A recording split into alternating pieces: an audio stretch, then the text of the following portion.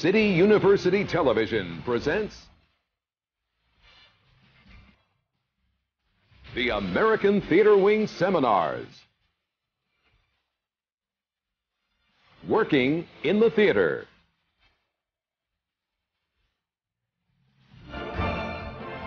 This seminar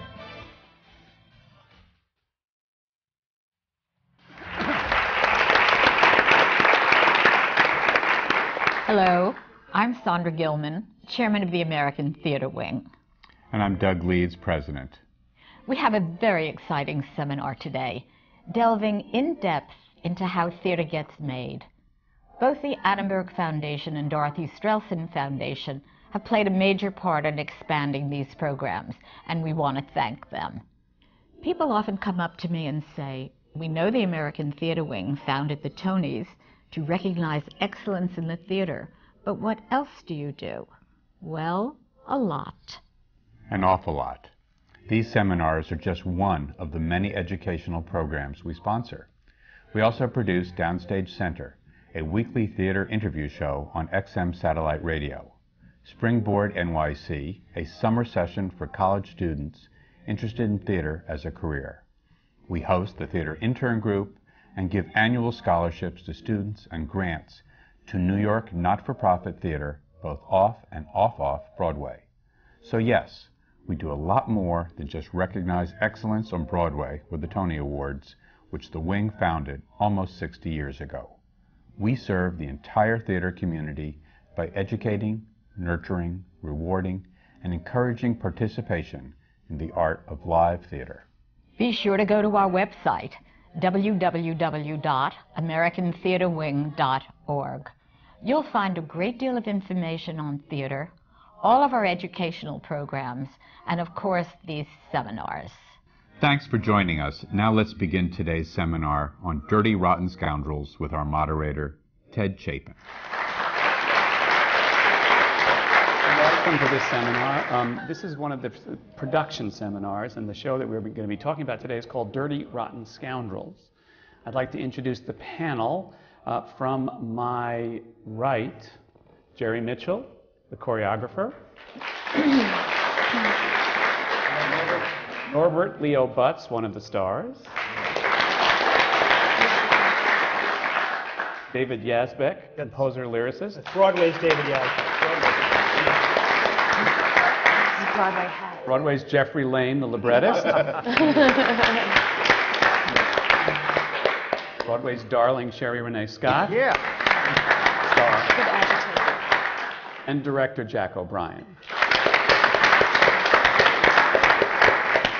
Now, I thought I'd begin for the loyal Theater Wing supporters and people who like watching these seminars, lest you think that a play called Dirty Rotten Scoundrels is an recently unearthed Eugene O'Neill play about Teamsters and longshoremen, that we would start by looking at a little clip of Dirty Rotten Scoundrels, which I think will give us an idea of what it is that we're dealing with. So let's watch the clip of Dirty Rotten Scoundrels. A dirty, rotten guy like it's almost a religion, the need to take a pigeon and to play the part with elegance and zest. But when it's time to fold the act and your duffel bag is packed, take comfort in the fact that you've been working with the best. It was a blast, it was a ball, it was a gas. I loved it all, 'cause I was hanging with the man, and that's a plus. Oh, Freddie, you got the bird, you got the guts, you got the nerve, you got the nuts. I guess we're dirty rotten, we're dirty rotten, dirty rotten. Oh, it was a trip, it was a blast, it was a shame, it was a blast, it was almost too prodigious to discuss. So we got screwed for 50 grand. I think we still deserve a hand. Dirty, rotten guy like us.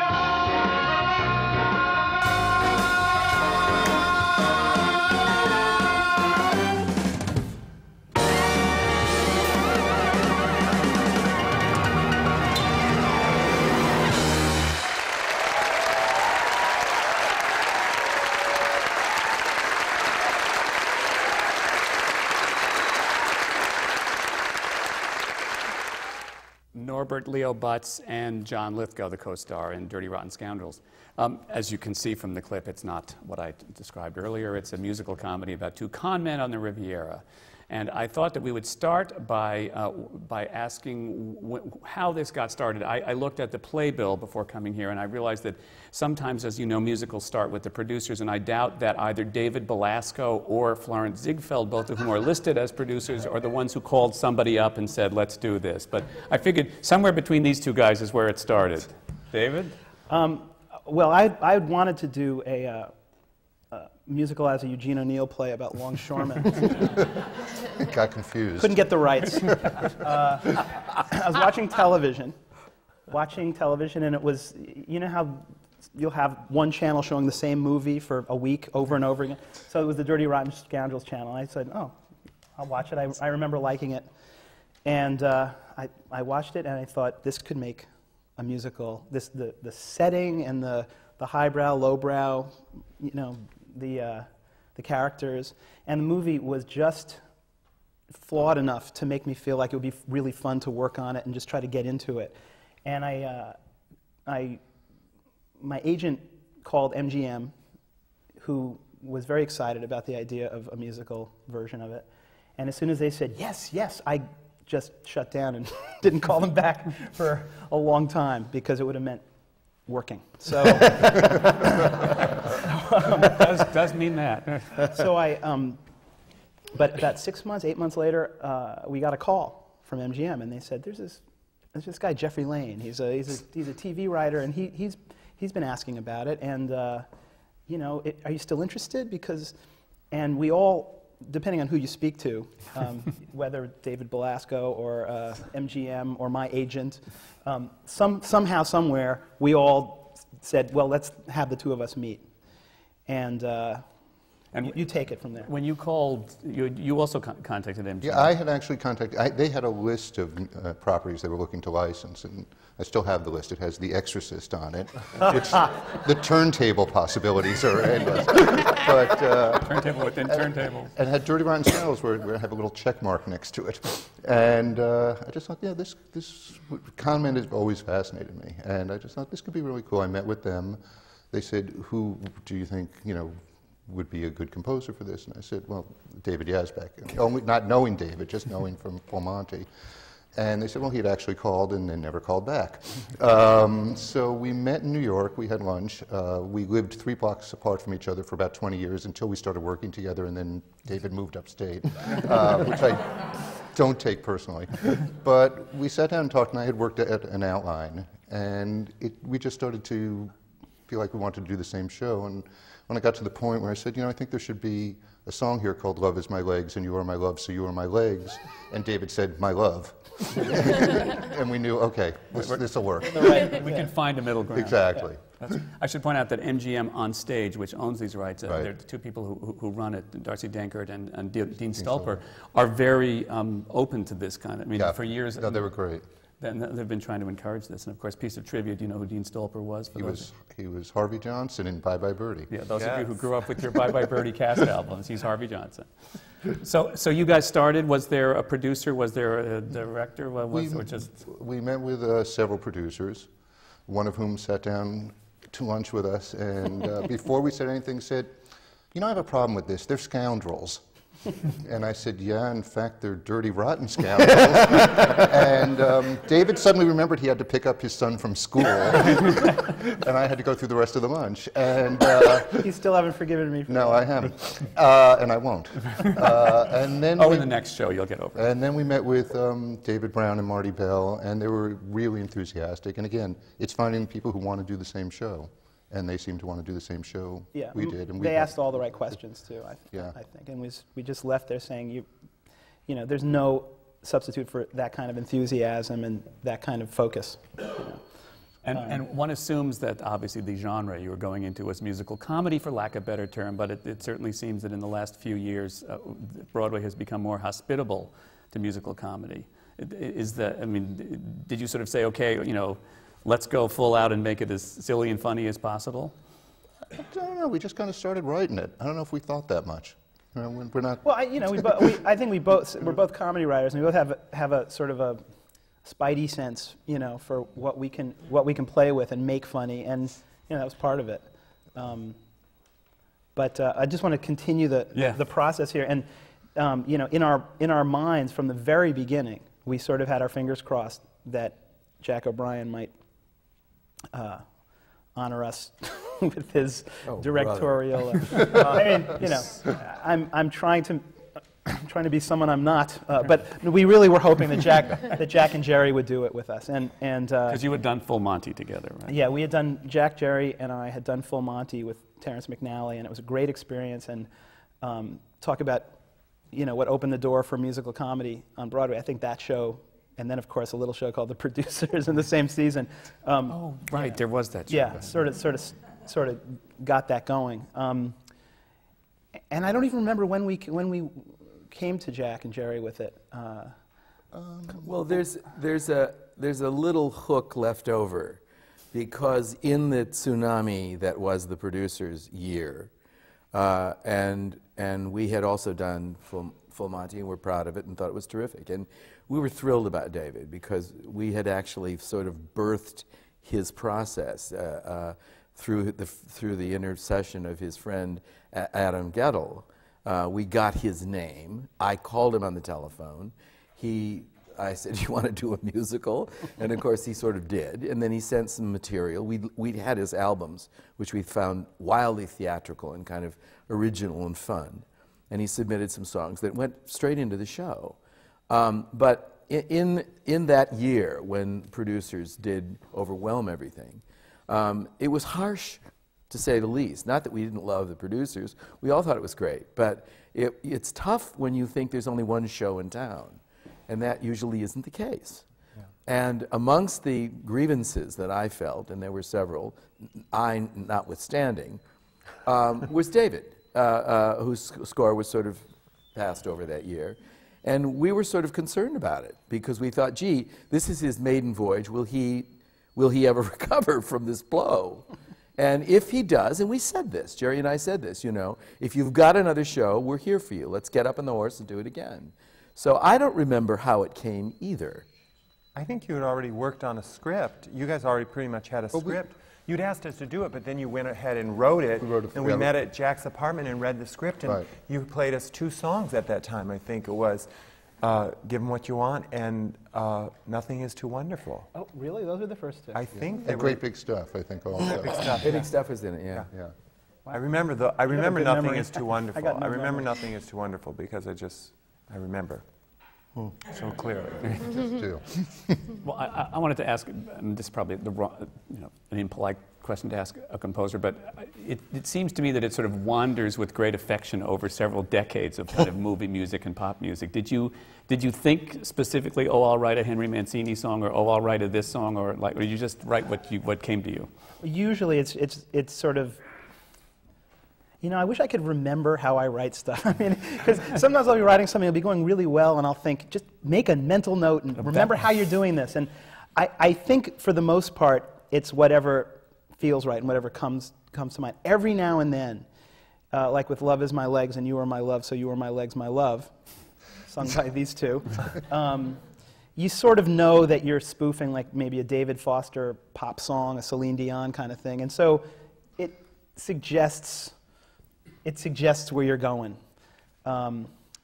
This show, probably there was a little bit more of that than with Full Monty, because it's you know, I really wanted to attempt to pay homage to the Gershwins and to Noel Coward, and you can hear that in the show. But I think you just got to. My mother always used to say, and still says, make sure you have a broad frame of reference, and I do musically. About what was your mother speaking?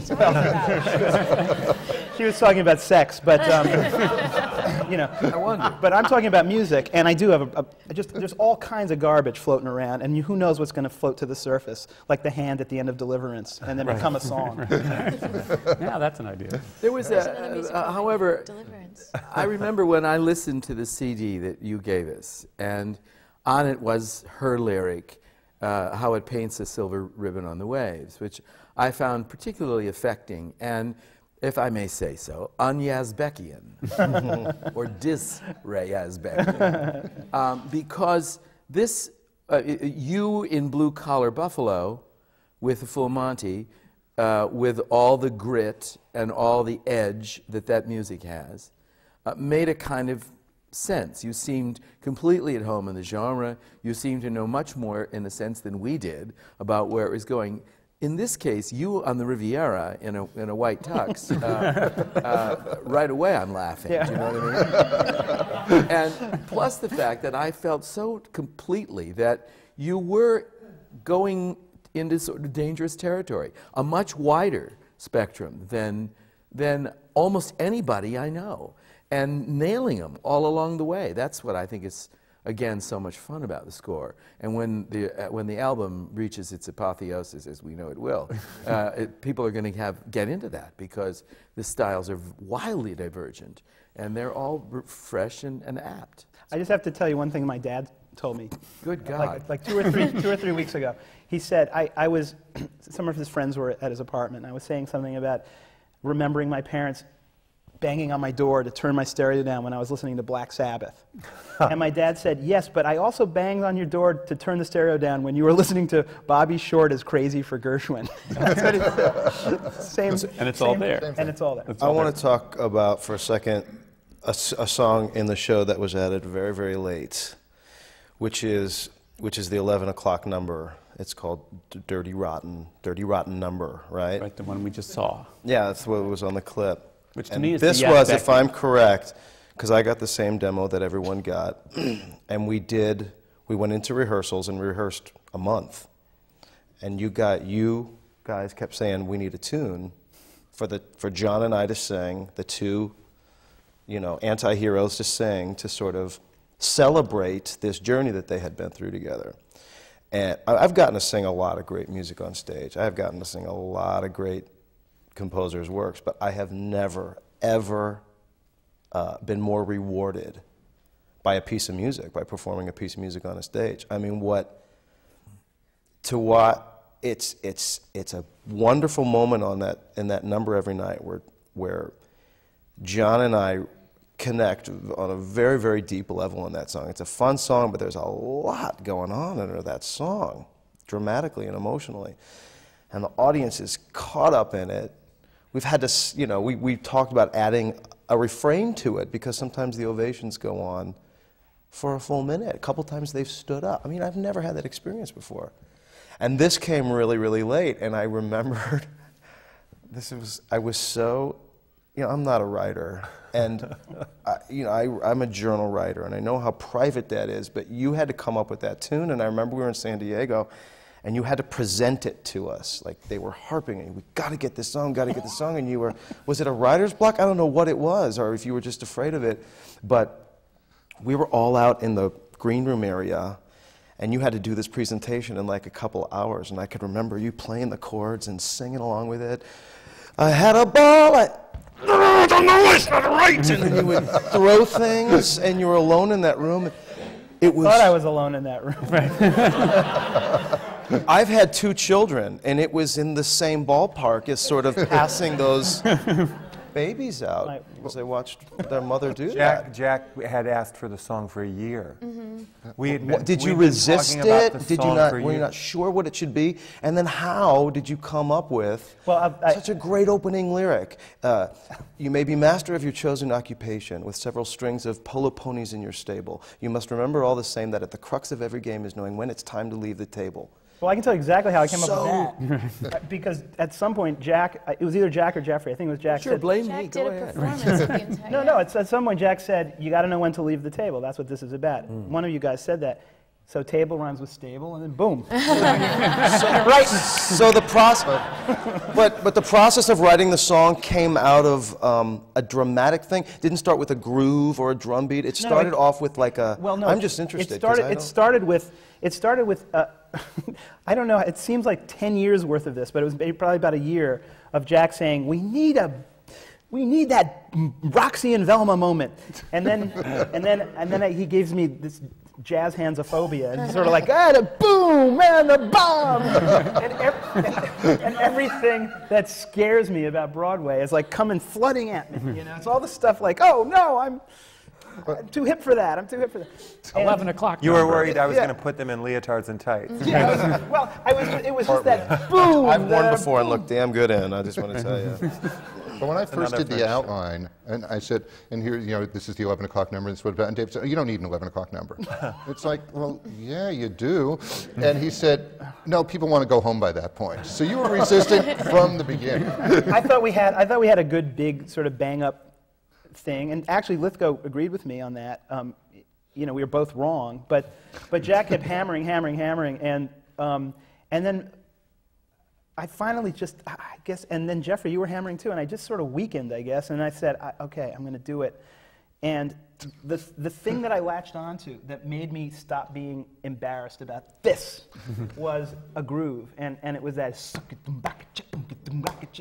and then, Off of any early Steely Dan record. Right, it was very Steely Dan-ish. Great And as soon as that groove started, I felt like, and as soon as I realized it would be in a minor key, I just realized, okay, I can just go with this and still give everyone, you know, what they need and what they. There's also the structure of the lyric, which, you know, is like classic, because you keep turning it with each time you do it to a slightly different syntactical tone.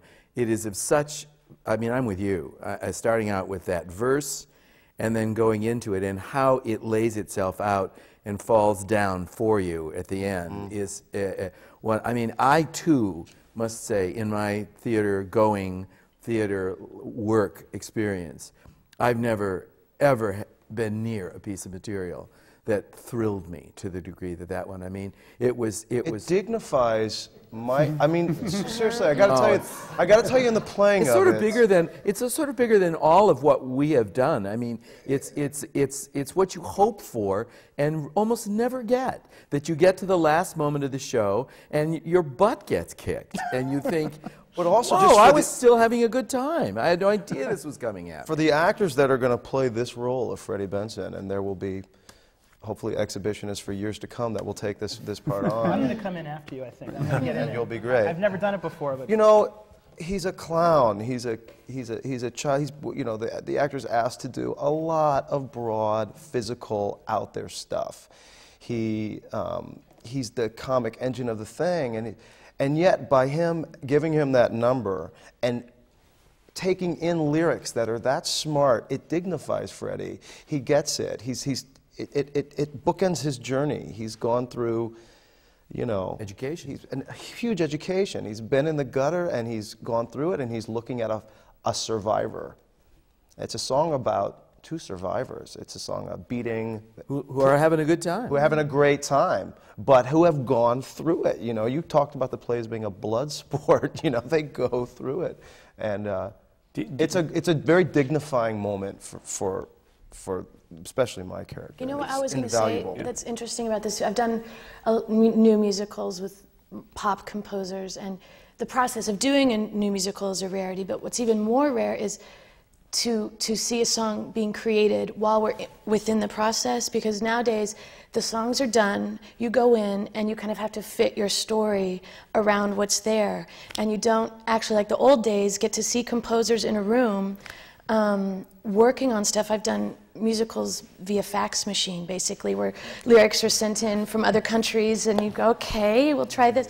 And but I think that's why this was so exciting, and that's why the show is so exciting. It's the perfect blend of an old style musical, an homage to that, with, you know, bringing it up to date into this generation. And that process, and Like This, Like That, which was another song that was put in at the last minute, is so exciting, because there's just like the old days that you read about, where the composer comes in there, plus he writes the music and the lyrics, which is rare now too, and to have both of these guys come into a room and play a song for the first time, and everyone sit around, and it's the most collaborative process. I mean, I remember talking with the Swings about the 11 o'clock number. You know, we don't need an 11 o'clock number. I mean, there was this battle between, like, you know, everyone, you know, talking to Jack about, no, let's just let David go, leave him in peace. Fodder for the bar. You know, yes, everyone was every discussing, you know. I didn't know that. We don't really. need more music. I mean, and it's so great to see everyone involved with the process, and instead of like, let's, you know, try to fit around an already created piece that can't be adjusted. That number was, we were rehearsing it in San Diego during the last week of Tex. It came, that number came the last week of Tex. And Like This, Like That came the last week in the room, literally. So, you know, we were working and continued to work all the way into New York. But Did you feel that because by the time you wrote both of those numbers, you knew who the actors were? Did you feel you were influenced by the actors? Oh yeah. I mean, by the type of energy that they were showing. I mean, who knows, if it had been other actors, it could have been a completely different song. But I mean, that's part of the process. I mean, it's, you know, the trade-off for losing what I used to have when I used to make my albums and be in charge of every aspect of it was not being in charge of every aspect of it. But what you get in return is this incredible collaboration, and you know, that song is a really good example of it. And starting with the fact that I just kept getting all this information from Jack, and I would, you know, Jack and Jeffrey, I would sit down and just say, give me more for a lot of these songs, because I knew that just something they would say would click, and once it clicked, all this other stuff that they'd said would come into play. I don't even remember whose is what, you know, Jerry, Jack, Jeffrey, and then having those, knowing who your actors are, knowing what they're doing with the character, having them create the character. You've got a show, you know, you got a real show that's of a piece. And Jeffrey and I agree that the biggest compliment we can get about the show is when people say, you know, it seems seamless.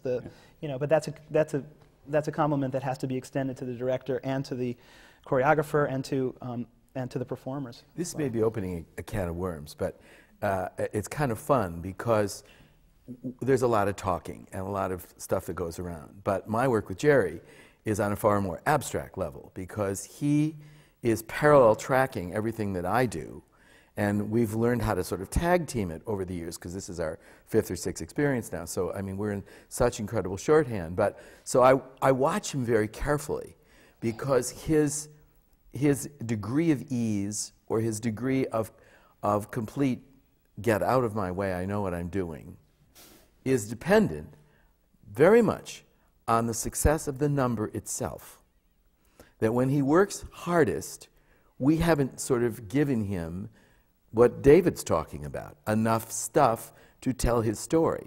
But in the case of this number, in the case of Like This, Like That, I would look at him and say, so what do you think? And he would say to me basically, it's done, it's all done. And Like This, Like That, I think you did like that. 12 minutes or something. I heard the song once and I said, oh my God. And I went in the other room and I came back in 20 minutes, the number was done.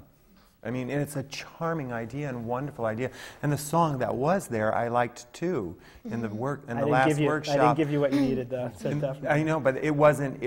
I liked that song, and David. I remember David saying to me, "Do you like that song? Can you do something with it?" I said, "Yeah, I really like it. I could see them on a bench making out, kind of dance number." And where are we going with this? Yeah. Oh, yeah. But oh my God, am I glad we didn't do it? Am I glad we got Like This, Like That, because it's charming. And there are numbers that we almost continue to work till the last possible moment. And we'll work on to the do first national tour. We certainly will to sort of fix it because we're still not where we want to be. Well, I mean, it's a myth. It's a myth, I think, that most people would agree with. That by the time you open to the public, you walk away thinking, well, that's done. You know, Michael Bennett changed the second act opening of Dreamgirls when he did the tour. Just completely redid it and then put it in the Broadway production. And we kept changing things with Monty and putting him back in the national. Yeah, and in the Broadway same thing. Yeah, you know, you go. Can you tell, because on Great Big Stuff, my first big number in Act 1, which went through a couple of versions, but real early on, you seem to have a great eye. You would put it on its feet. We'd work really hard for 2 days getting it blocked. We'd run it twice. and you had absolutely no problems cutting and starting from scratch again. It would be amazing. It didn't go on for weeks and weeks, and we tried to make it work. You could look. Are you able to look at the bodies on stage going, they don't look comfortable? No. Or the story isn't clear? I feel that when you're doing a musical, this particular musical was more about musical staging than it was about choreography. And, you know, the lyric, nobody writes funnier lyrics than David. The lyrics are hilarious. If people are moving and jumping around, it's very hard to hear what they're saying, and you miss the joke. Okay, on that note, we have a clip of Great Big Stuff. Let's watch what you're talking about and then come back and pick up the discussion. Great Big Stuff. I want a mansion with a moat, around which I will float, with some vast bottom babies in my glass bottom boat. A house in the Bahamas, paisley silk pajamas, poker with Al Roker and our friend Lorenzo Lamas. Give me great big stuff. I really do deserve it. Great big stuff. With servants who will serve it. Great big stuff. I don't give a damn what it's from. Every day's my birthday, every night is my bar mitzvah. Hey, hey, oh!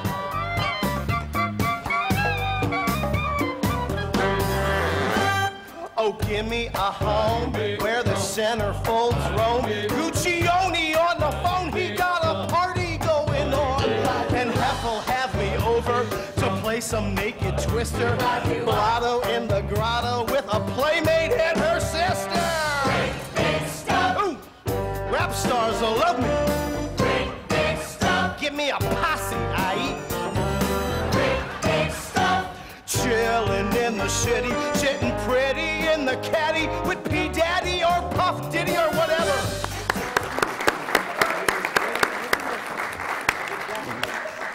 Those lyrics don't stop. They don't stop. They're telling the story of Freddie being in this house for the first time and what he wants. And so that's going to last until 11 o'clock. So if we mess it up there... But it's fascinating watching it, how he is, you know, the focus has to be on him, but so the stuff that's going around... Well, there's an interesting layered, the levels of Troy story about this number, because, and let me see if I get this right. We went through an early version where we threw everything at it. 4 versions. Yeah. Then Jerry, he sometimes does this to me, suddenly said, "You do it," and sort of left the room. And he said, no, and he said, "It isn't about choreography. It's not about choreography. It's about, you have to do that."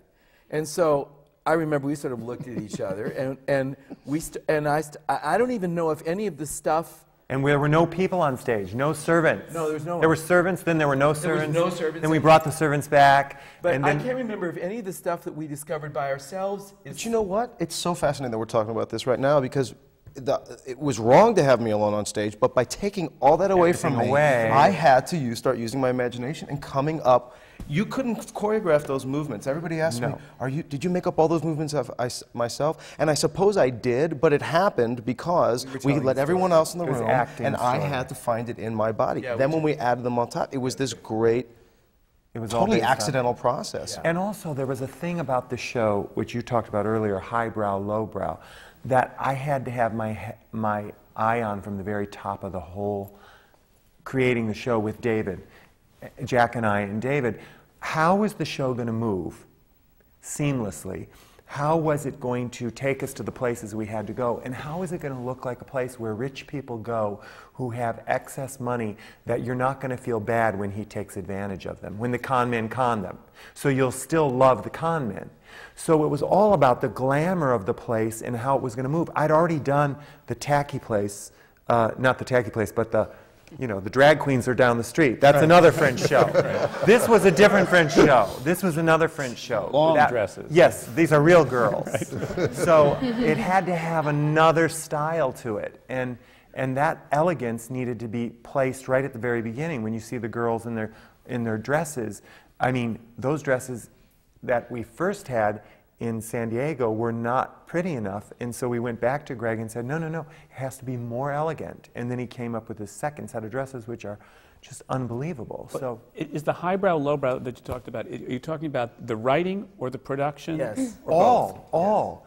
In order for him to be this lowbrow, everything has to just be glossy and fabulous, and otherwise he's not funny. Somebody, at the very first preview of this show in San Diego, Bruce Valanche, our current Edna in New York, was the Edna on the road, and he and Marissa came down from Los Angeles, where they were appearing there for the opening. Yeah. I think it was the opening night. And Bruce said to me, he was the first person to find me when the show was over. And he said to me, do not let them make you clean this up.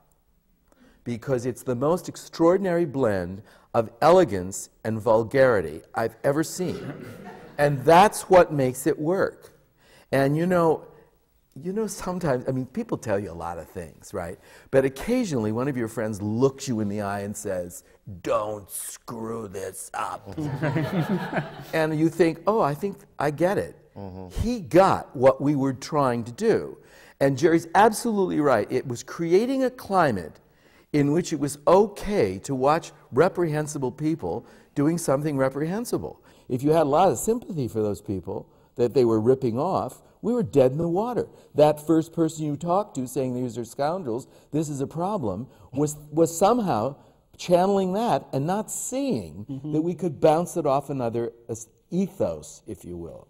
It was also interesting to see that first round of reviews in San Diego. Yeah. And there were some people who were like, what an elegant, beautiful, elegant. And then there was one review that was like, this is the most vulgar, disgusting, you know, it was just like, whoa, it's just... Both right, both wrong. Well, yeah, I mean, you put them both together and you got something new and different. You know? But if you only see, you know, one or the other, right. Sherie, I wanted to ask, as a performer, this lowbrow, highbrow thing, were there moments when you thought, ooh, I don't know that I want to go there, or... She's very vulgar.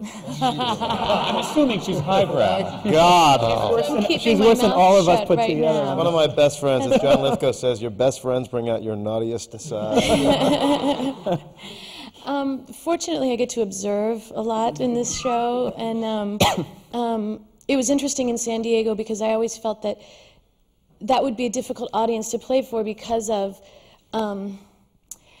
people don't like to see themselves portrayed on stage sometimes, which is interesting because there's a lot of rich people in San Diego and they go to a show to see rich people being taken advantage of, and that was going to be interesting to see how they responded to that. But I mean, I think that it's not difficult because we're playing the piece, you know, and we love these characters, but we love the writers and we trust them. So, and the director obviously. So anything that they ask us to do is fine. And plus, I mean, I don't know if I'm maybe too young for my age, but I'm of a generation that this is not vulgar to me. This is just funny. You know what I mean? I you know, South Park the musical is, you know, I think one of the best musicals ever. I mean, it's so, I'm a person that, you know, I was always like, let's go further, you know. Yeah. Where's the word poop? Can't we put that in somewhere? I mean, you know, but I mean, I think that's what we need to do. I mean, and we can,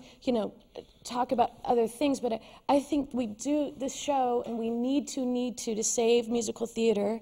When we keep talking about saving it, no one's really doing it, but I think people like David are, where we have to, sorry older ticket buying audience, we've got to bring younger people in.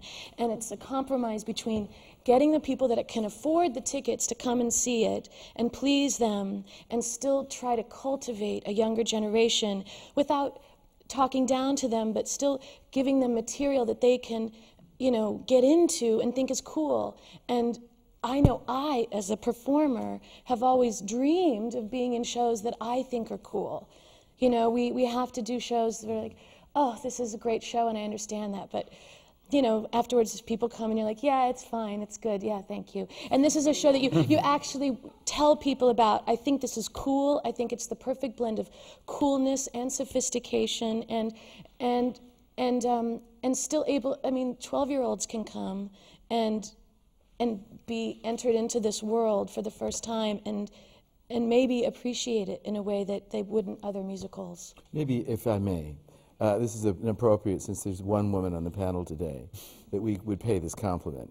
This is the cream center of our Oreo cookie. Okay. And as such, we went through a series of workshops, and Norbert wasn't available at first, although we always had our eye on him, but we were not always able to get him. And John joined us late, so there were several. We were trying to put the chemistry together, but Sherie was there from the beginning, and I remember saying to Marty Bell, calling him up and saying, I don't know what's going to happen with the guys or where we're going. I cannot do this show without her. Because this is a very special kind of quality. You got two incredibly funny, accomplished, basically clowns. And I remember saying to Sherie really early on, this is the musical people should see twice. They should see it once for what we're throwing out.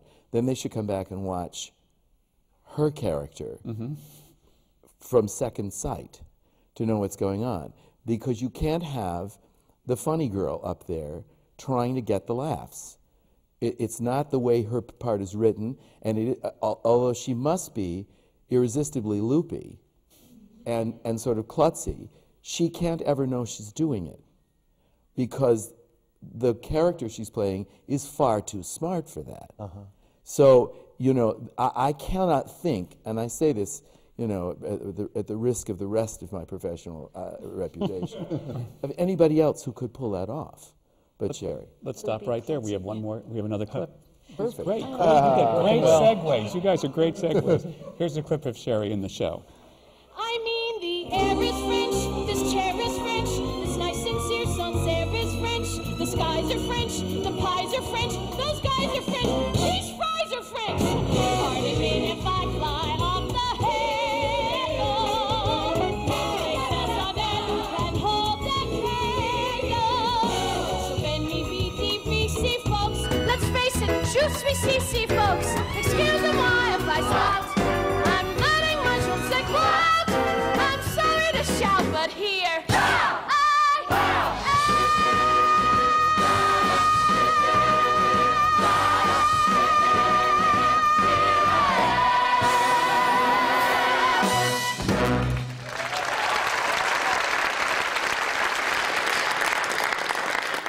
And she sings a little bit, too. I was going to say, not a bad set. A little bit. How is it performing? I mean, the lyrics of this show are very funny, and one of the things that I think is extraordinary is that there are laughs within songs. Did you find, as you were playing with audiences, that you either had to make adjustments because certain laughs in the middle of songs would then make people not listen to the next song? No, he writes that way. I mean, he wrote that way in Monty. I've never, ever in my life worked with material like this, or a lyricist who serves his music that way. But because he's a joke writer, too, as I'm sure Jeffrey will be the first to say. They work so beautifully off each other in terms of their wit that they understand each other. But he's hilariously funny, and so he takes care of his own jokes. And they're all there. We've never had to make a single adjustment. You know, sometimes you have to add, let's add another 4 beats here because they're laughing. Right. You know, the perfect example to me, and the one that's complicated, is I'm Still Here. Because there are moments when those lyrics did land and get jokes, and then, you know, 20 years later, they don't get the same laugh, and you got this empty measure here, right? And that never happens with David's work. It just never does. Did David do the fine tradition of stealing from you for his lyrics? Yeah, a little bit. A lot. Welcome to it. No, I didn't just steal from Jeffrey. He also, I cannibalized what he had already written, but he also just kept a constant flow of ideas coming to me. And while some of the rhymes weren't that good, the jokes were great. And he actually wrote like full quatrains of some of the stuff in this show. I got to give him credit for it because it was a lifesaver, especially toward the end of the process when I was, had not much toothpaste left in the tube. I just have to ask about one lyric though. Nothing is too wonderful to be true. Mm-hmm. Is that right? It's a quote from a physicist. Is From it? a 19th century physicist, yeah. Wide frame of reference. His frame of reference. I pondered over that phrase. I mean, it comes across like a Frank Sinatra song, and I thought, right, it's one of those phrases that you hear and you think, right. What is that? Which I just thought was, right in keeping with the style of the show. It's like, oh yeah, it's a little twisted, a little bit. But not. See, it's always made perfect sense to me. So maybe that's why I'm singing that song. With such incredible conviction. I did want to say, because I thought what you said about helping the musical theater is important, and you know, just a plug, because I don't know if anybody else has done what you and your husband Kurt Deutsch have done in starting a record company. At the time when most of the major record companies are becoming less and less interested in theater music, to start Shikaboom Records, to started, I believe, to get the kids into the theater, and then, of course, people like me give you the new moon, which isn't exactly what you were talking about. Well, so we had to start another division. I mean, everyone was fleeing the cast album. I mean, they were shutting everything down in the major labels, and we were of the mind that Rent was not a fluke, that it wasn't just because of Jonathan's death that all these young kids were coming, that they really wanted to come, they just needed something to come to see and to be their entrance into this world that's kind of you know, very you know, closed off to them. And so we had this idea that, you know, to start this record label initially for individual artists, Broadway artists. And then I started to become an employee of my own company, because we were, these cast albums that these shows that we felt needed to be recorded and preserved. Recording shows gives them a life. If they're not successful necessarily critically, if they're recorded, they have a life around the world to be done in other productions and to live on. The perfect example, I have another segue, is the last 5 years that Norbert and I did together downtown for 3 months, just as it was building an audience. It closed. And the cast album that the producers invested money in, within 3 months made its money back, because it spoke to people around the country that didn't get a chance to come see it.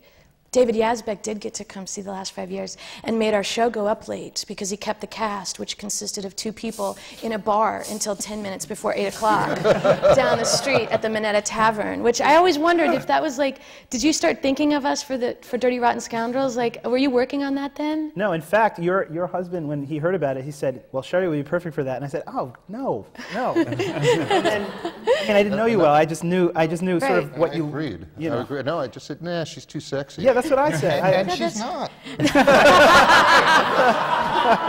I go from cream to not being sexy. No, but she's also sexy. You can be the cream if Jeffrey and I can be the chocolate wafers.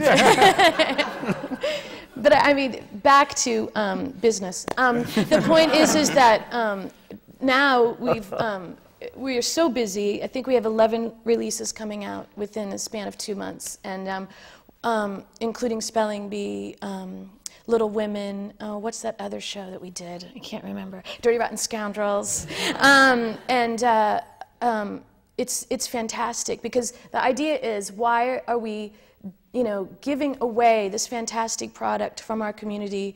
We're such a, you know, we think so little of ourselves sometimes. You know, we're always trying to get with the big boys, so we go with major labels that if the show's a hit, it sells itself. If the show's not a hit, the labels won't, you know, promote it anyway. They'll just shelve it. So now we're like, let's keep it for ourselves. We own the shows. Why don't we own the CDs and just do them ourselves? The music industry is changing, so we're doing that, and it's working out really, really well. Do you think she's passionate about this? It's great. But I think we can also say, I mean, I can... Oh, God, sorry. It's not me. I'm just the power behind the throne. I don't really do day-to-day business. I can say, because I'm an outsider, that from the get-go, this show has had some very inventive thoughts about the cast album, and if you stay tuned, you might be able to get that invention later on. So is that good enough to plant a seed? Yeah, we can plant. We can say that, you know, this is a big Broadway show, and we were pretty resolved from a pretty early point to not doing the album the way it's usually done, and so the production's doing with Ghostlight, which is the other label, these guys' other label. We're doing it ourselves. You know, it's different. If you're a small show and you don't have to, it's very expensive to do a cast album on a Broadway show, much less expensive on an off-Broadway show. So it was a big deal to do it this way, and it took a lot of finagling from our producers. And I mean, they did a lot of finagling to make it work, and we all did. And it's interesting too, because I think, you know, certainly my generation, and I think other generations, the cast album was the calling card. it was the entrance into the musical theater, and without them, you know, one wonders if, you know, I mean, I remember the first show I ever saw was Bye Bye Birdie, and wondered what was all that extra music they were playing that wasn't on the album. Why did they put that in? It's like, this is what it is. That's the It's also, I mean, we're gonna do something with this album, an initial thing with this album that will hopefully. Don't say too much. I can't say too much, but will be really noticed and really different, and will hopefully get some people coming into this show whistling the tunes instead of leaving the show whistling the tunes. That's good. We like that. It's like psyching up before a rock concert, you know, by listening. That's good. Norbert, I wanted to ask you, because Jack said Sherie was in first. When did you join the team here? Was it that CD that got you intrigued? The CD was intriguing because he was singing all of the material, and this one doing a Viennese accent is not a pretty sight. Kind of amazing. With the whips and the he was. He's such an actor too. He's such a performer. I'm waiting for the day when 8 shows a week. I've never seen your band perform, but I know it's. Is there a road company? Do I see a road company here? I was asked to do a reading of it, and was in Wicked at the time, and I injured my neck and was sort of sidelined for a couple of months. I had to have a surgery, and so I wasn't able to participate in that reading, and then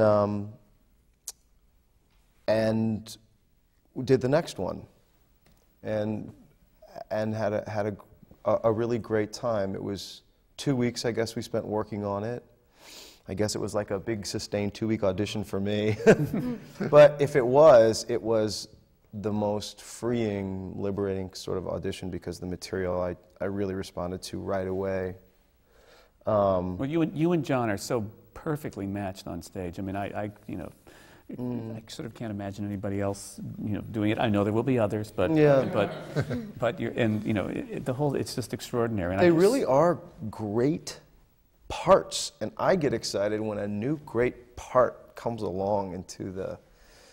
They're all great parts. But you also guess they are great. All 5 of them. But you know, for guys like me, for the Norbert Butzes out there, you know, and you know who you are. You know who you are.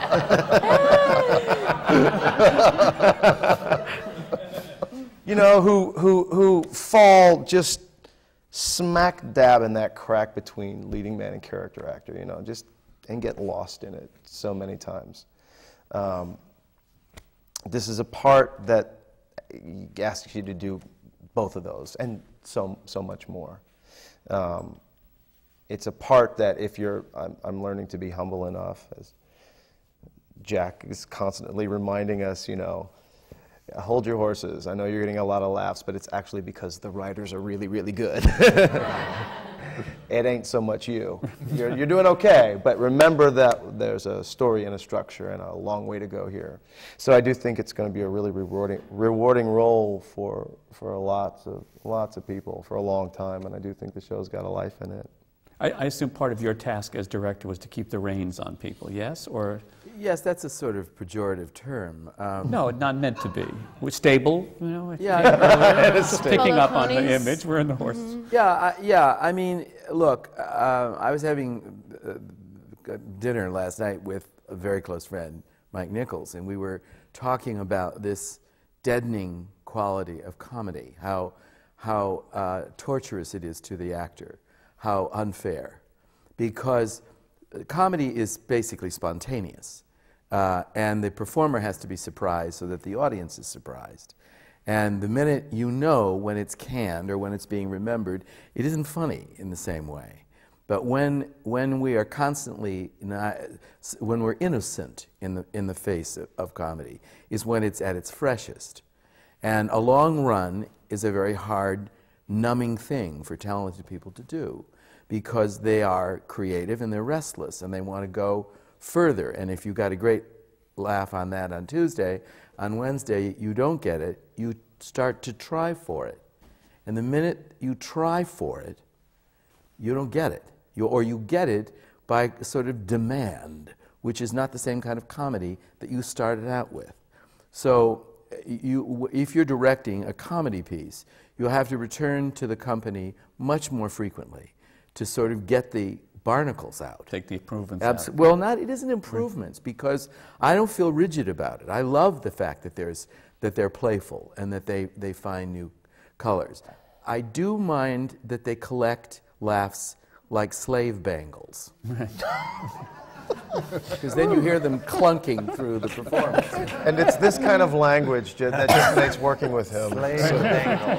So, so you have to constantly remind yourselves, all of you, that as I say, put this on your makeup mirror, you're not funny, it is. Mm-hmm. And if you serve it, you have a better shot at being naive in the face of comedy.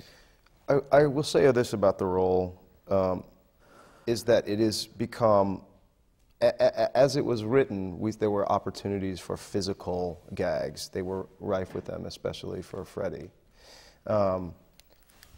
The process of finding what those were, coming out of the story, finding a logic to them, finding a reason that I have to roll around on the floor to get a bite out of a piece of beef jerky, and make that as honest as I can, is really a challenge, man. And that's why I do have ADD, and I do have a hard time in long runs. I never do a play longer than a year, because I honestly think I just can't serve it anymore after that.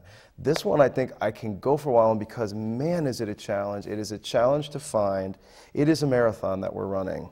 And I love blood sport. I love that idea, not just that the intensity of how much these characters want what they want, but for the actor, for my own instrument, I have a long way to go each night, and how can I find a way to do that with less effort, or less effort in the shoulder and maybe put more of it in the stomach where the audience is going to see it?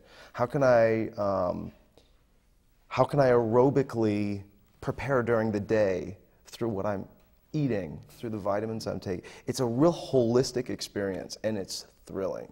We were just talking yesterday to Carly, who's our lead in Hairspray.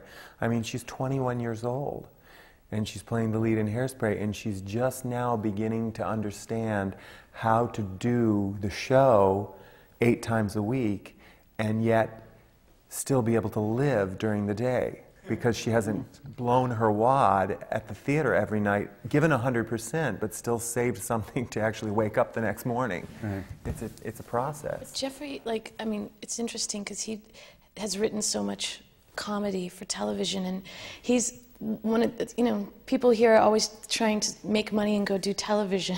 And here's Jeffrey coming back, writing years of comedy, doing television, wanting to come back to Broadway. So that's, to me, been like a godsend. And did you enjoy it more than television, or different? Yeah, I had great times in television. I had terrible times in television. It wasn't fun anymore, and it wasn't a challenge. And I do my best work when I'm scared. And I hadn't done this before, and it scared me. Okay. And the collaborative process was something I was looking for again. Okay. And, was blessed by the group of people. I mean, going off of what Norbert was saying, though, I mean, we're really blessed with this cast, because what all of them bring is there is a reality underneath the comedy. We had a couple of people audition before Norbert came in, and we always kind of knew we wanted Norbert, but we just, had to be sure. Right. But, I just remember one audition where I started here, and by the end of the audition, I was back against the wall because people were pushing it so hard. And what all of them do, and, Norbert does, is there's a reality underneath. My favorite moment in the show is toward the end when Norbert takes John's hand, he shakes John's hand and says he's about to leave, and you see he just doesn't want to go. Mm-hmm. And that's underneath, all of the performers. So we're really blessed there. Now you took this show to your theater in San Diego, so in a way it was today's version of Out of Town, which I think we all have to salute the producers, because in this day and age that adds to the budget. Boy, is it ever. But it was obviously worthwhile. Oh yeah. I mean, Jerry and I have talked a lot about this. I mean, it's as the economics of shows become more and more prohibitive, we are encouraged to work in front of the audience, basically. And it's not conducive to taking chances. The more the budget goes up, the more millions are on the bottom line. the less reckless you feel. You feel this huge obligation. And one wants to feel sassy and sort of fun when you're doing this sort of thing because it's communicative. And we learned with Monty, and we learned, and then we insisted, and to their credit, to the producers of Hairspray, that we needed to go away. We needed to be with the company. We needed to find our own society. And also our common denominator of humor. When we're not worried about what the internet is saying or what the page 6 on the Post is reading, you know. I mean, the appetite for this kind of feeding frenzy is debilitating, to say the least.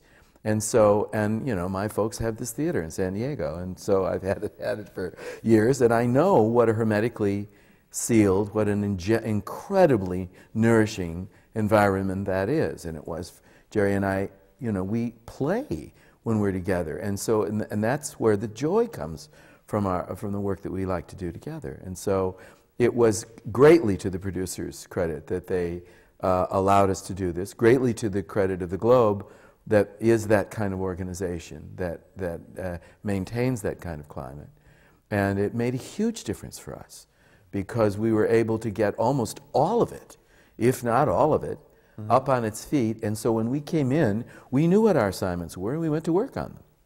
What were the biggest things you learned in San Diego? Wow. Well, I learned that I sat next to Jack at the last preview, and I watched the More We Dance number, and I said, that is the worst thing I've ever seen. And the worst thing you've ever done. I said, I'm starting over.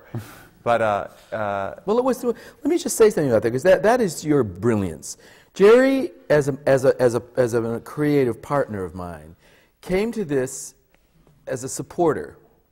And he came into it realizing that it was text funny, and it was fraught with plot, and that it wasn't a dance show. And he kept saying, well, it isn't about choreography, right? Then he did a wonderful job, and he put it up, and as the leavening was going on, as the jokes were starting to bloom, as we were finding more and more about rhythm and things like this, Jerry went right away, before we even opened in San Diego, to do Cage aux Folles, where he laid out some of the most dazzling tracks of choreography of the year, and knocked everybody into a cocked hat with what he could do. And meanwhile, we're getting better out there. And I'm watching this show go, and I think to myself, boy, this is starting to look really good. I think Jerry should see it again. Get my choreographer back. Because he had been able to celebrate his particular genius as a choreographer, where it was being asked for, where it was absolutely essential that he take young men and turn them into these hilarious but very convincing women, and through the use of dance. And he came back fluffed and glossy, thinking, you know, yeah, I'm happy to see this show. Because his work, you know, wasn't in shape. I knew what he could do. I knew what he was capable of doing. And we'd gone on. And then it was time for him to sort of look at it again. And I think you changed every single thing you did in the show. Well, I certainly changed The More We Dance completely. But we changed the writing of it, and we changed the story of it, and we made it clearer. It was quite chopped up. It had like 9 sections, and we just got it all much tighter, the storytelling of it tighter. It always comes down to the storytelling. Mm-hmm. It's always about the storytelling. And then I was listening to David's music, fresh, from La Cage, and I hadn't seen the show in, 6 weeks. And I'm sitting there, and the overture starts. Dun dun dun dun dun dun dun dun dun dun dun dun dun dun dun dun, and I go, I want to dance to that. That's what I said to Jack. I said, I want to dance to that. So suddenly I had this idea in my head of, seeing the cast in full tableau on the Riviera, swirling it up as we reveal John, and that idea came from seeing the last production in San Diego and then executing it here in New York. And I think it gives the show a new beginning that it so needed. It needed that fresh breath of Riviera air in order to set you in the right place. That's great. Where did the subplot, the Joanna Gleason, Greg Jabbar plot, is not? I mean, the characters are in the movie, but they're quite different. When and how did those characters get created? Well, we needed to give the principals a rest. So practical, great art. It great started art that comes. way. It was basically a 3-person story, and we just for the rhythm of the piece. And here were these other people in it, and actually the character that Joanna plays actually started out much sillier. She was a much sillier, not as bright, vain woman.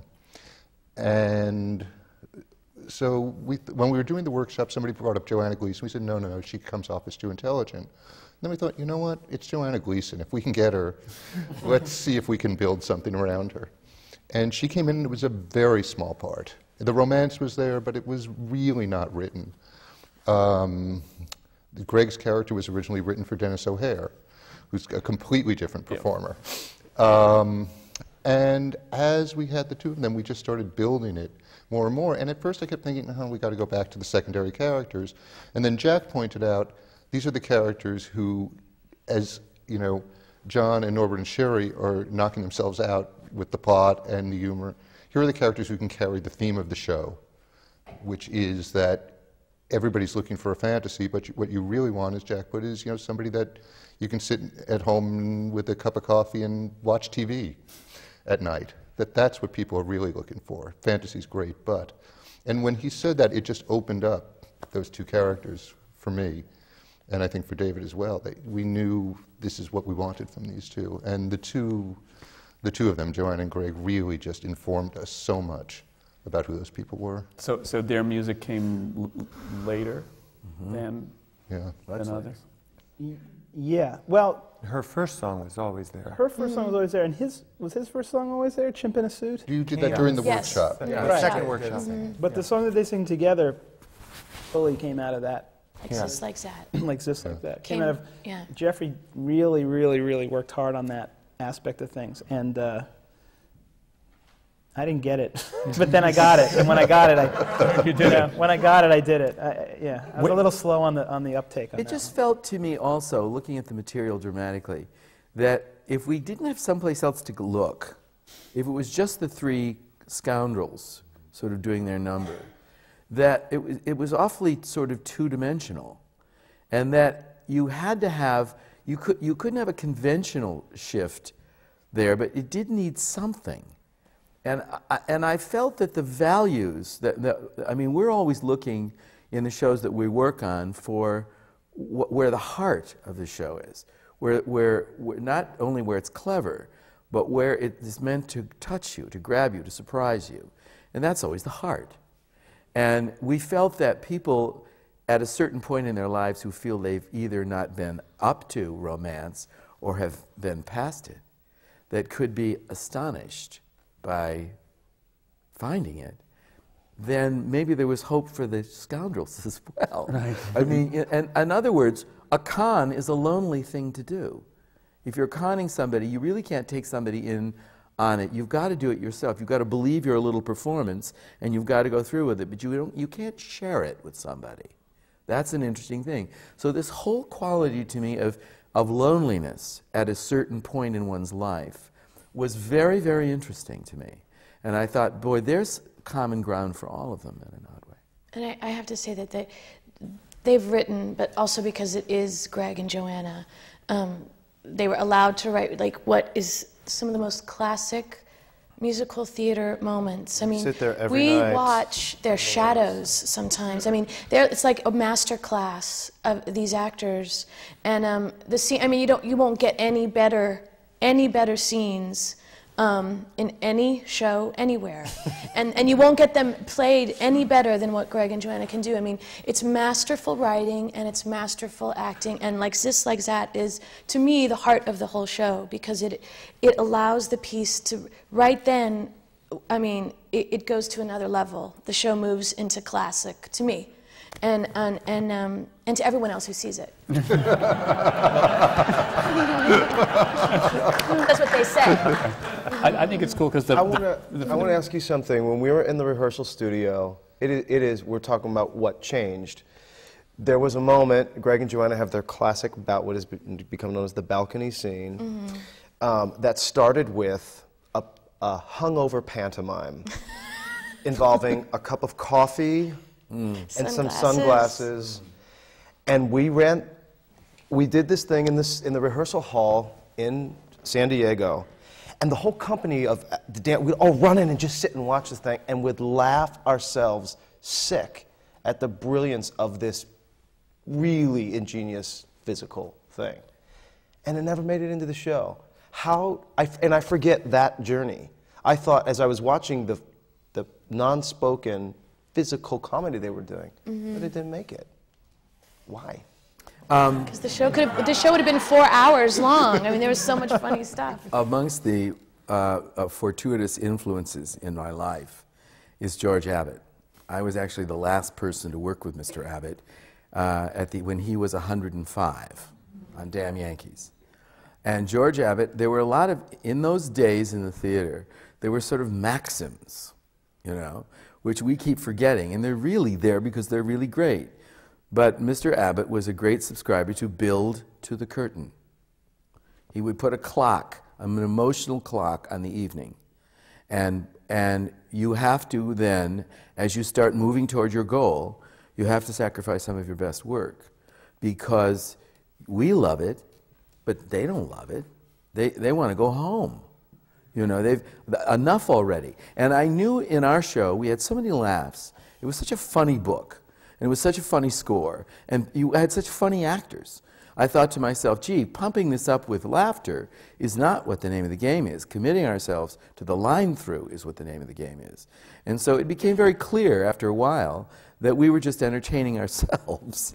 And that what they had written, what he'd written in the script, was really what I had to serve. Not just how much fun we were having. So it became, you learn these things after a while, I hope. I don't think I ever will. You have to direct everything I ever do again. I'll never learn it. So save it for the Christmas party. Okay, yeah. I wanted to know when there are some ingenious ways that the fourth wall is broken in this show, and I wanted to know how did they creep in? No, they were in there from the very beginning. When I first read the book, and they had written, Jeffrey had written, that Norbert's character appears in the box. And I thought, a real flag went up, and I thought, whoa, I can't do that. And then I thought to myself, gee, maybe I can if I do it, if other people do it. Because again, I was constantly aware that we were playing a game that is a game within a game within a game. Has to do with her character, has to do with the nature of the theater, has to do with the nature of a con. How many ways could we pop that and still keep the integrity of it? And there were quite a few more when we started out in San Diego. We were breaking the fourth wall a lot. And I was castigated in the press and by my dear friends for doing it too much. And I listened to them and thought, oh, okay, I can fix that. And so we just simplified it, basically. But it's a delicate balance because you can stay too long at the fair there, and I was worried about that. But we had a great time. I loved every one of them, including is it one time that they asked for something from the conductor? Yes. I always think that's a wonderfully silly thing if you yes, can, it if is. you can sort It's of good. get away with it. So are actors, are you sort of optimistic about the Broadway that you're very important players in? Right, this season, yeah. Wow. I mean, this show in another season would be a runaway, couldn't get a ticket for 8 months type of a thing. That sounds so familiar to me. No, but that's not a producer's. It's not that situation. There is all, there are still 4 major musicals to open before the end of the season. It's just incredible to me. And there's a lot of great work going on, as well as a couple of fantastic new plays. Mm-hmm. Holy cow. Mm-hmm. I mean, not just like okay plays, but you got Doubt and Pillowman, like 2 major new plays. It's kind of great. It's very great. I don't know. I don't have the kind of mind that can like analyze the thing. You're an important player on Broadway. Am I? Can I ask you a question? Am I a player or a player? Why can't you afford socks? Sherie can't either. Because I Neither take can my I. cues from Can't him. afford hose. Right. I'm Style. embarrassed. It's all about style. This is socks, my friends. This costs like $12. Yeah. But I'm not going to wear that hat either, so. You know. Oh, yes, you are going to wear that. But do you mean optimistic about the state of theater in Yeah, I general? wanted to pick up on what you had said. In San Diego, I remember, I'm so out of touch because I have a new baby.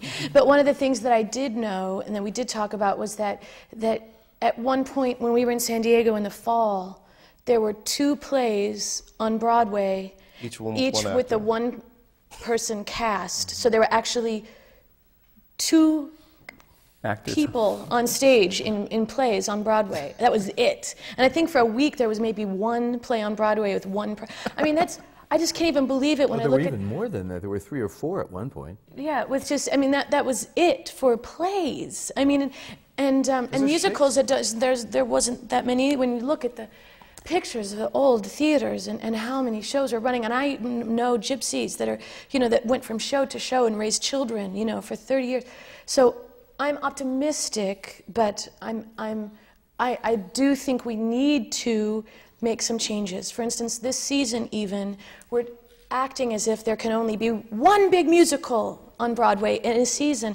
Meanwhile, in the movies, not that we have to compare to the big boys all the time, but there are a lot of blockbusters every year, and they're able to sustain themselves, of course, but because they don't pit an action-adventure movie against a great comedy, blockbuster. I mean, musicals are both the same genre, but we have to be able to support each one as its own entity, and not pit them against each other necessarily, unless it's good press, and we all need press to keep sustaining ourselves. But I'm optimistic about theater, but I do think I'm not into maintaining the status quo. I think we have to support new writers, and that's the only way, because we're excluding them, we're making them, people are not encouraging them, and they're encouraging revivals. On the other hand, they need to say, this may be not my cup of tea, my perfect thing, but I see its value, I see its weight, I see its ability to last into the future, and we have to start doing that, and otherwise we're going to kill ourselves. We are. Well spoken. I agree. I think certainly part of what you're talking about is, in a way, the fact that there are collaborations that continue and then welcome in new people and stuff like that. And I also think that your show is being positioned and publicized absolutely accurately. I love the 5 stars in the show.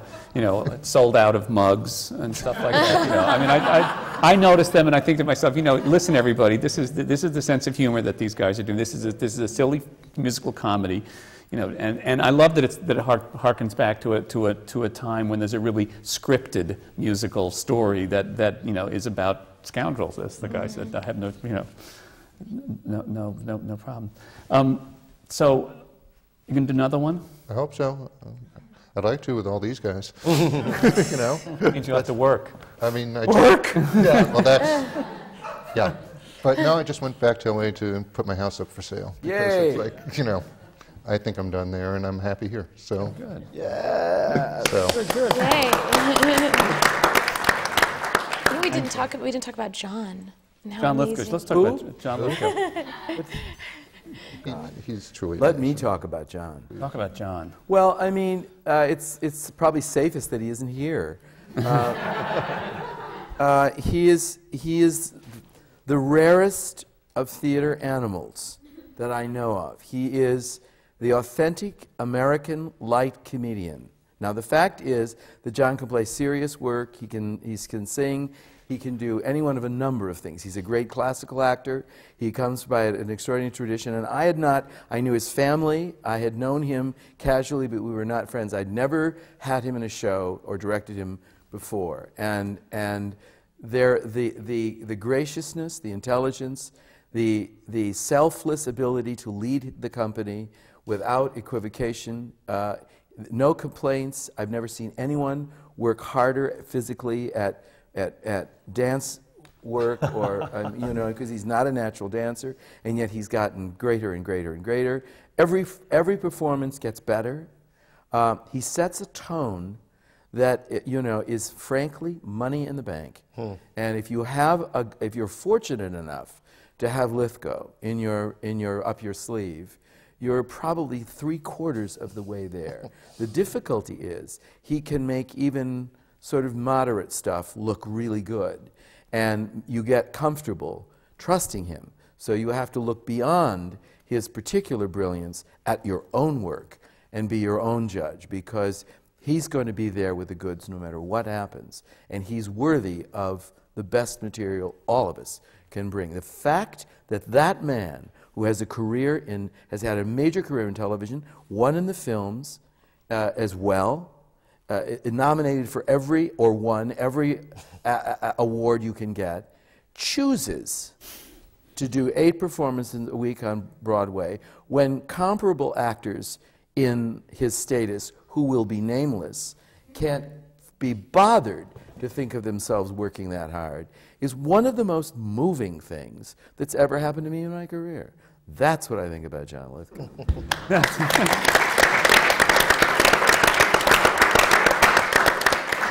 I also watched him do something extraordinary the other night. The audience was standing ovation, and because it's Broadway Cares Equity Fights AIDS Week, he came down and said to everybody, "Thank you for standing. I have something to say. You may sit down now." He said what he had to say, and then he said, "And now you may resume your standing ovation." And everybody went back up. And I thought, no, only a genuine person can get away with that. He is so incredibly comfortable in his skin. When we were in San Diego, this is a fun story that I like to tell, but John was so gracious to me, being the nobody sort of that I am at this point, and you know, he had been on a major television show, and he would invite me out for sushi, and he knew one of the managers of the Padres, and he took me to a ball game one night, and we met at his downtown hotel, and I thought that there was some protocol that a big star had to do to go into the... No, we'll just walk down to the ballpark. It was about a half-a-mile walk down to downtown. And we walked through very crowded streets of the downtown San Diego with outdoor cafes. And I'm walking along, and John is 6'11". He's just an enormous man. So recognizable, just that big mug, you know. And we're passing, and people are calling out, "John!" Or, you know, waiters, you hear trays dropping. I'm not kidding. Whole trays dropping in cafes, and I'm looking around, and he knows it's happening, but very detached from it at the same time. An incredibly healthy perspective. And then we go to the ballpark, and we sit in these VIP seats right behind home plate. I'm a big St. Louis Cardinals fan. He's a big Boston fan, and we know how that turned out. But we're watching the Padres, and these batters, you know, Khalil Green, they'd come up to the batter's box, and they would tip their hats to John before they would go to home plate and bat. And I'm like 11. I'm just so like this, you know, and the ball boy is tossing balls to me, and they're signed, and John's calling them by their first names, and "Come on, Kev, go hit a ribby for us. I'll do my best, Mr. Lithgow." And they'd go up to the plate, and then we're looking at the big screen. And John, who's been photographed at major events and is very comfortable on camera, obviously, and he's tastefully got a cap on, trying to be, you know, somewhat discreet. And I look up, and there's the two of us on the huge screen, and I go, "Oh my God!" And John's like, "Easy, Freddie." You know, we were getting into character already. It was so funny. I also heard there was one evening in California where he was honored or part of one of those benefits and like that. And there was a question about what the dress code was, and his assistant had told him it was black tie, and it wasn't. So he was the only one in the place in black tie. So he got up at the microphone and said, "I'm so embarrassed for all of you." He